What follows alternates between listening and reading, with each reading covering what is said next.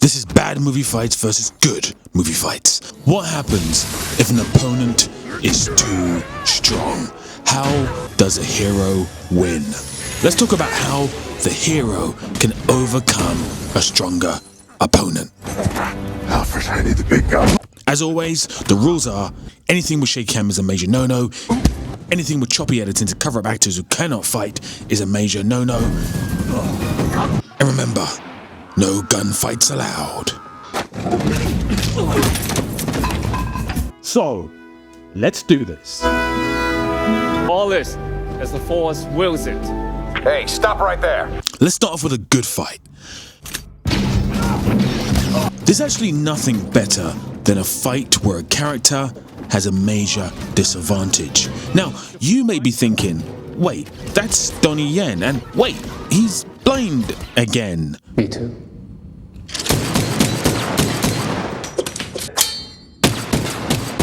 You're right. Twice. But he was blind first here in Rogue One. Rogue One might be the best Disney Star Wars movie there is. And this short fight scene is really brilliant. Camera kept at a wide so we can see the action, close-ups used when important, which makes the scene more visceral. Donnie Yen at his best, his most acrobatic, and his most agile. And what I love best about this scene is that he's not framed as unbeatable. And again, him being blind lends itself to that fact.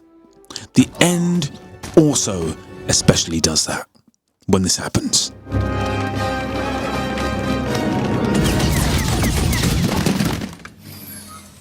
Now, of course, in these videos there's a no-gun rule, because that was rather anticlimactic, wasn't it?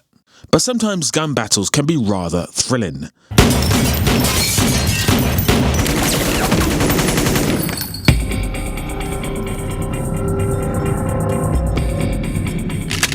This fight is Michael Bay at his most experimental and at his best because, yes, it is over-flamboyant, but additionally, it's also kind of cool.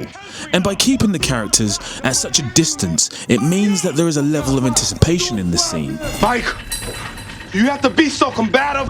Even when the camera stops spinning around. It's a pretty neat trick.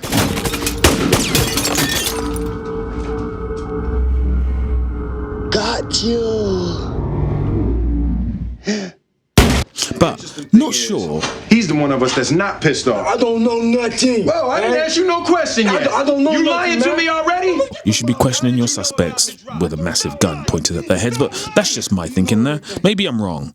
Actually, you know what? This is how you question a suspect. Will you stop it? Stop it! Come on! Give me!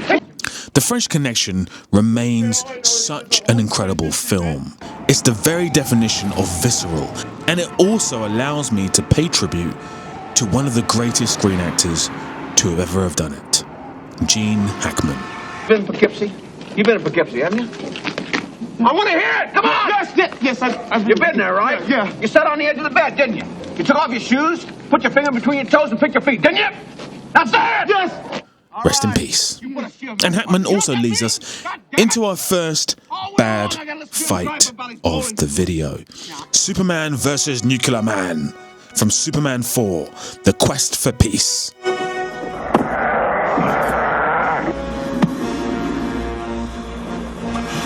Now listen, I don't mind a little bit of cheesy movie making. Yeah, how you doing, Michelle Pfeiffer? You okay? Yeah, I'm doing okay. You right? Okay, all right. I like you on that ladder over there. Looking good. But this is tragic. What is wrong with this film? Better question, what's wrong with this fight? It looks tacky as hell. The slow-mo doesn't help. But also, do you remember how I praised the close-up in Rogue One? Look at this close-up. So Superman stood on Nuclear Man's foot, and he writhes in pain. It's absolutely comical. The VFX are laughable. And again, honestly, the slow-mo is making this scene so much worse. Let's fix it.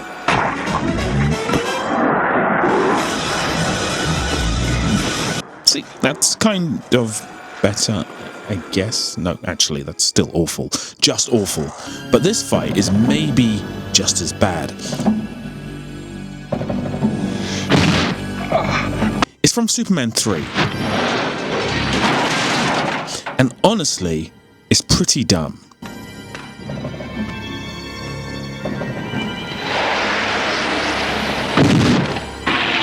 Superman falls in acid, which for some reason means he's now in trouble for a moment.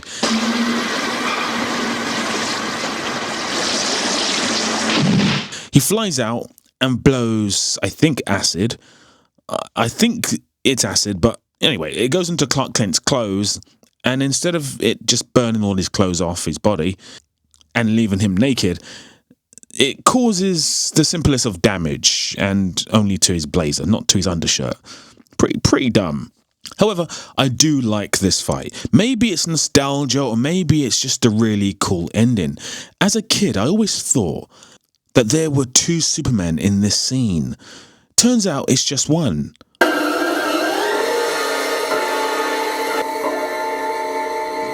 Which is actually very good filmmaking. However, maybe it's not, because I don't feel like that point is clearly communicated if I only understand that now. Hopefully James Gunn does much better with his Superman movie, although I am hearing rumours of reshoots, so maybe not. This trailer was also kind of uninspiring, but a great recent trailer which got me excited was Havoc, a new film by the director of the Raid movies, Gareth Evans. This looks very exciting. Although there's been extensive reshoots since the year 2021, it looks very exciting, it looks very promising, and maybe a big return for Gareth Evans. The Raid movies are full of so many great fight scenes that I forgot about this one. This is a real treat. Now, I'm not a massive fan of music in movies, but this song really propels the action along, adding adrenaline to a already adrenaline-fueled scene. And again, we see the beauty of keeping the camera wide on a fight scene, only punching in for close-ups for special moments. When done right, you have movie magic. Speaking of magic and music, Doctor Strange from the year 2016 has some really clever fight scenes where our protagonist, much like the fight from Rogue One, is at a bit of a disadvantage, both numerically and skill-wise. This is the early point in the film where he hasn't quite got the skills, the wiseness, and the strength that he will have later on in the film. Which means at this point he's completely out of his depth. And they do really clever things in this scene to accentuate that fact. And there's some really cool shots, a bit like the Bad Boys 2 scene. Cool shots, no matter how pointless they are, they can be fun. And also some really good comedy doesn't ever go amiss.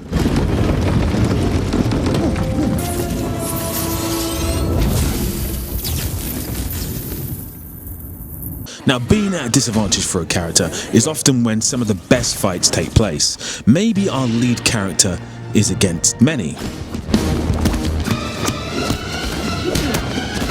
Or maybe he's not as skilled yet. Or maybe he hasn't got a gun.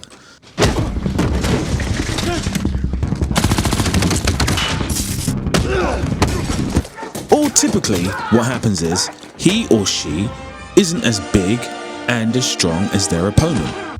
The new series of Reacher does this really well. If you've not seen it, have a watch. It is wonderful TV. Speaking of new shows, Daredevil Reborn is out this week, and I'll certainly be reviewing it and reviewing the fights from that. So keep an eye out. I'm sure Wilson Fisk, who is stronger and taller than Daredevil, will prove to be a hell of a villain. And that brings us back to this.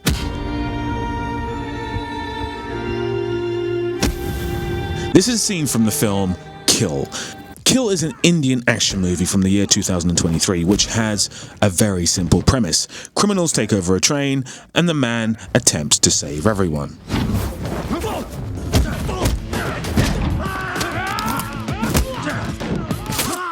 And this scene is the perfect example of creating an enemy who serves as a Goliath for our lead character, who is a David.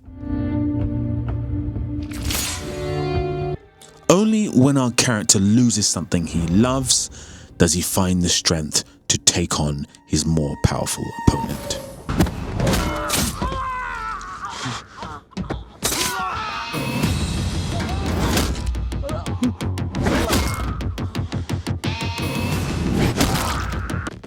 The director based the story upon a real-life train incident that he was involved in back in 1995. Now, Kill is a good movie. If you want something that is really mindless and action-led, it hasn't got the class of John Wick or the deeper story of a Monkey Man, for example, but it is fun.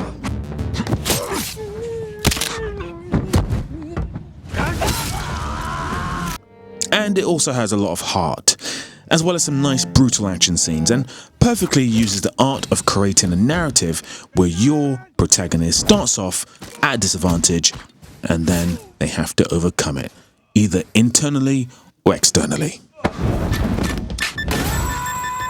So, which of the movie fights today did you think were the best, and which bad or good movie fight should I cover in the next video? Let me know in the comments. This has been Bad Movie Fights versus Good Movie Fights. National Security Agency conducts worldwide surveillance, fax, phones, satellite communication. The only ones in the country, including the military, could possibly have anything like this. Why are they after me? I don't know, and I don't want to know. Here they come. I thought these sat dishes would scramble their signal. Control, this is Air 1. Repeat coordinates. 105 Chambers Avenue. You're transmitting. They still have a signal on you. Your collar, your belt, your zipper. Get rid of your clothes, all of them. And then what am I supposed to do? Nothing. You live another day, I'll be very impressed. 2 targets, rooftop, north side. Understood, 2 targets, rooftop. Maintain visual, please. You have something they want. But I don't have anything! Maybe you do and you don't know it. You stay away from Rachel and you stay away from me. You come near either one of us, I'm gonna kill you.